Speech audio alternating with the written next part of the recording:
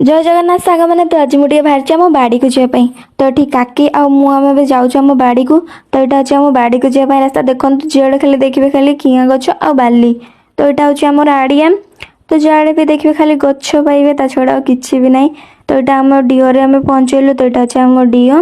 तो ये यहाँ हूँ पान बज देखूँ आम पान चाष होती।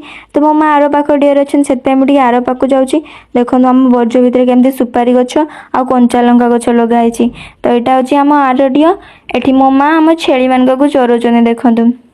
तो ये मो माँ टे बस घास काटापी कि देखो पछरे छेली मैंने केमती गछ चढ़ी पूरा घास खाऊँ। तो मो माँ टे घास काटिले देखिए मुझे ट्राए करने बसले मत तो घास काटी आसेनि कि तथापि मुझे ट्राए कर।